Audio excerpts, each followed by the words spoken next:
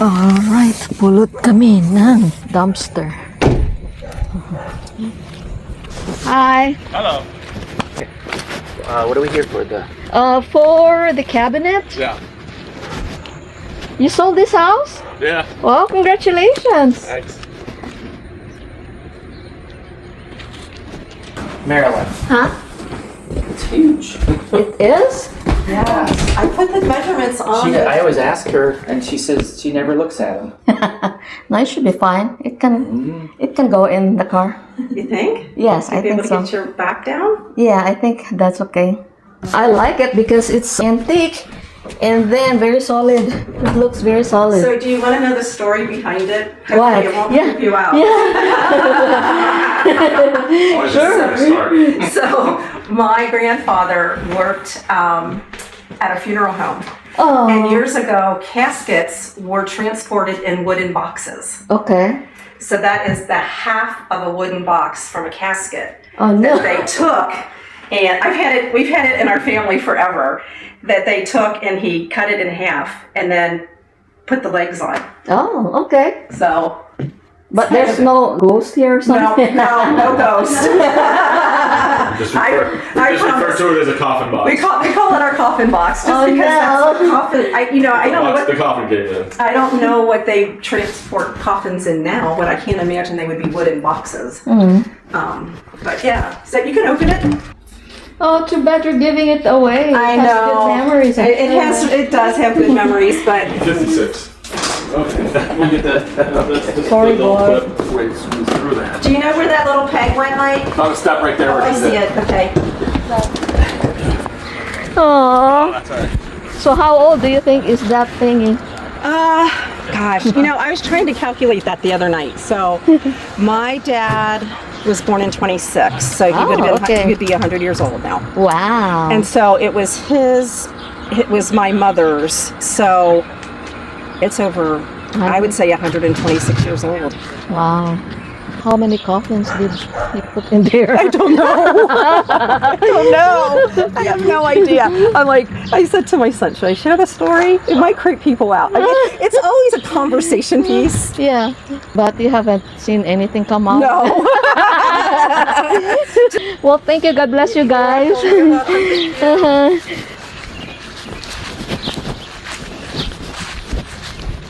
I'm stuck on it. Appreciate it. No problem. Thank you, sir. You're Thank you welcome. very much. Good morning, good afternoon, good evening, good midnight to all my friends near and far. Kumusta po kayo? This is Marilyn, your friendly Filipino carpentera dito sa America. This is just dusting. This is like a furniture polish. Is all this is. So guys, yan yung dumpster jumping namin the other day or 4 days ago. Nanghinayang ako bakit ko pa kinuha. Yan, tingnan nyo. Napaka-solid ng wood. Oh, di ba? Solid talaga. Tapos, mas matanda pa yan sa akin. Sabi nung may-ari na, it's 126 years old. 126 years old, guys. Believe it or not. So, sabi ko sa kanya, bakit mo binibigay? Sayang naman. Sabi niya na, kasi mag-transfer sila ng bahay, tapos mag-downsize sila. Okay. Tapos sabi niya na, gusto mong malaman kung ano ang history nito? Ako, guys, nakakatakot ang history ng ano na ito. Parang gusto ko siyang ibalik. Kasi alam niyo guys, sabi niya, yung grandfather daw niya, ang gumawa dito. So, yung grandfather niya, he was born in the 1800s. Tapos, yung trabaho daw ng grandfather niya, ng lolo niya is, yung tigawa ba ng mga coffin, yung kabaong. Guys, sabi niya na ito daw, pag mag-deliver sila ng coffin, ito daw yung sinusudlan ba. They put the coffin inside, boxes like this. Tapos, yung grandfather daw niya ay pinutol lang. Dapat mataas yan. Mataas yan, parang tao ba? Tapos pinutol daw ng grandfather niya, tapos linagyan ng mga paa. Ang good thing is, may mga roller siya doon sa kanyang paa. But, paano yan? What if around midnight magtakbo-takbo yan? Dito. Oh my gosh, takot nga ako nung nandun ako sa kanila. Takot akong i-open, baka may lalabas. Tapos yun. So, ang story dito is, yung mga 1900s, yung mga kabaong daw, ay linalagay talaga sa mga ganitong klaseng kahoy. Tingnan nyo naman guys, oh. Hardwood talaga siya. Oh. Yan. Grabe. Hardwood. Tapos dun sa... my gosh, ang amoy niya guys, parang ano...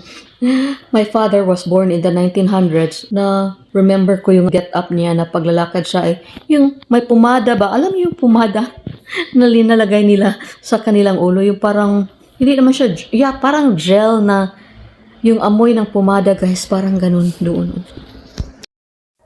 Amoy 1800s na pumada guys. Tapos, pag mag-deliver sila ng coffin, yung coffin pinapasok dyan. Tingnan nyo naman, very intricate yung pagkagawa, di ba? Kailangan yan i-dust. But it's very nice at yung hardwood ba? Tingnan nyo, mahal ito pag... Ewan ko lang. But anyway, sabi ko kay Cory, disinfect mo yan. But the good thing is, tinexan ko talaga siya guys. Kasi sabi niya, sorry ha, nung natakot ka sa kwento ko, sabi ko, yung mga kabaong na dinideliver tapos linalagay nila sa mga ganitong containers, wala namang tao sa loob ng kabaong, di ba? Sabi ko ganun. O sabi niya, oh, walang tao. Of course, sabi ko, baka may lalabas. Pag open ko, may lalabas. Sabi niya, no, walang tao. Parang brand new ba ng mga coffins tapos i-deliver doon, galing factory, i-deliver doon sa mga distributors. So, dyan linalagay. Pero walang tao, of course, hindi pa nagamit. It's like, oh my gosh. Kaya sabi niya, sorry ha, natakot ka sa story ko. Sabi ko, oy, okay lang yun. Naikwento ako guys, nung college ako, alam niyo ba nangyari? Nung college ako may subject ako na human anatomy. Different party ng katawan ng tao, yung mga muscles, yung mga crevices, yung mga sinuses, yung mga etc. So yun, may moving exam kami. Pagdating na doon sa mga buto-buto ng tao na aming study, may moving exam kami. We were given like how many days ata before kami mag-take ng moving exam. Moving exam guys is yung mga bungo ng skeleton ng tao ay ilalatag dyan sa table. Tapos lagyan lang ng number ng teacher namin yung anong party dito.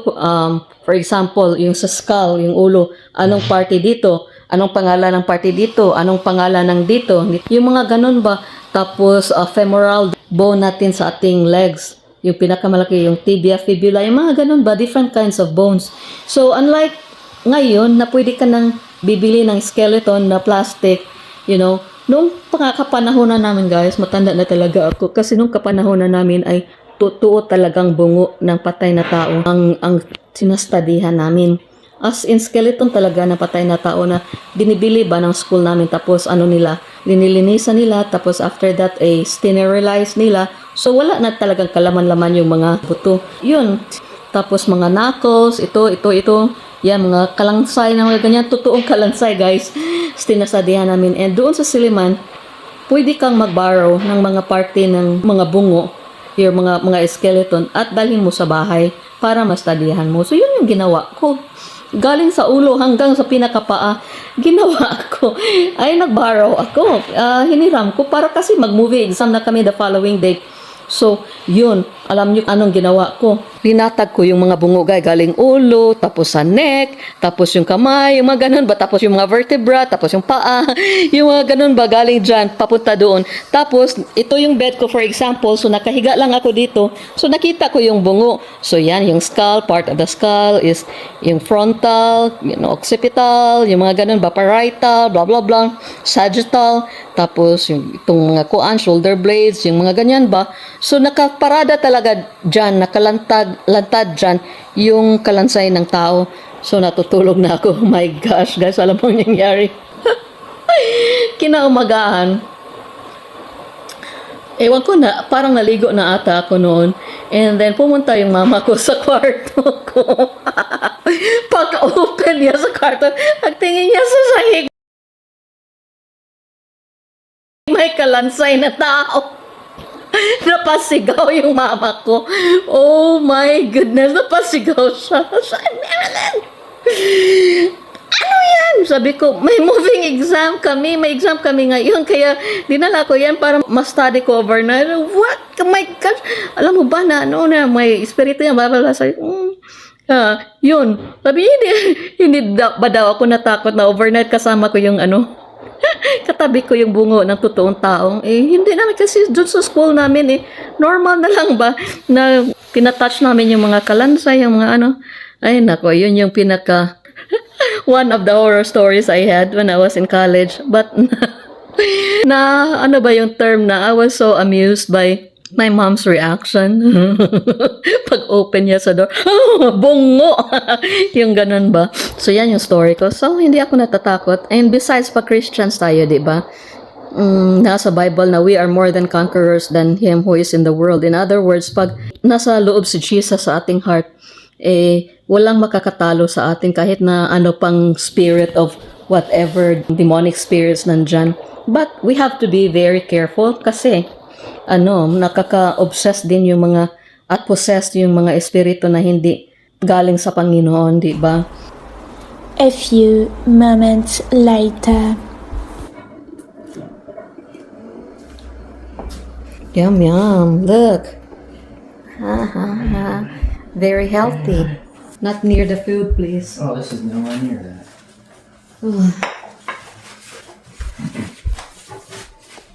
And then, tingnan natin ang ating fish.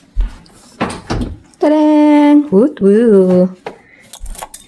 Hello, fish! Sarap, di ba? Yay! I'll close this now. Yeah. Cooktop on. Oh, you got the cooktop on again. Huh? So, yan lang yung simpleng dinner namin. Can you pray? Oh, Lord, thank you again for another day, another week. We just pray for your grace and mercy to cover us, Lord. Give us clear direction on decisions, any decisions, Lord. And just keep walking with us and keep our focus on you. Forgive us our sin, Lord, and so help us to focus on the things that are eternal, Lord, and helping others to come to know you. But also help us to grow closer to you, Lord, and push away anything that's not of you from our lives, Lord, in Jesus' name. Amen. May story ako guys ba na siya, tig-practice siya ng barang ba? Ano bang barang voodoo dito sa Amerika? Marami na siyang barang. May manika siya tapos inoano niya ng needle yung manika tapos yung tao na nang binuvoodoo niya ay nagkasakit talaga hanggang namatay ba. Yung family nung lalaki, I guess this is the same person. Dinala siya sa korte kasi sabi pinatay ng babae ito yung kapatid ko. So hindi man ma-proven na paano pinatay. Voodoo, hindi man yan accepted sa korte. So wala. But then one time parang na siya ba tired, napapagod na siya magpatay ng mga tao by yung sa manika niya na pinapasakitan niya yung mga tao. So renounce niya lahat guys. Tapos nagiging Christian siya. Tapos sabi niya doon sa book niya, kasi sa libro yun true story, yung story sa buhay niya ba, sabi niya na alam niyo yung mga demonic spirits, hindi talaga sila makakatat siya pag Kristiyano ka. May gusto akong pasakita na Kristiyano, hindi ko nga matingnan kasi may yung totoong Kristiyano, if we have Jesus in our hearts, in the spiritual realms, sabi niya, may light daw dito na hindi mo nga daw look straight. Kaya alam niya kung sino ang Kristiyano at sino hindi. Kasi daw, yung mga Kristiyano, hindi nga nila ang hirap magtagalog. Hindi nila matitigan ng straight dahil napaka-bright daw ng light sa dito sa noo.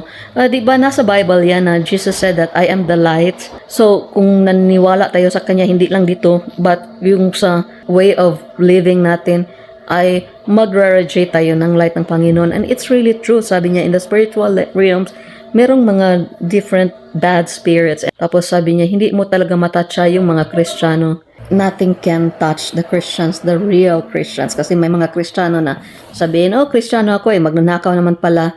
Yun di ba? Kristiyano ako nag-ano naman pala. Yung mga ganun ba? Yung Christians na who are like reliving the Holy Spirit in them. Yun. So, yeah. At may story pa ako guys, exorcist story about my grandfather. Pero next time na lang. No? Pero hindi ako natatakot kahit pa magtakbo-takbo ka dyan in the middle of the night. In Jesus' name. Like nobody can oppress us if we are in Christ Jesus.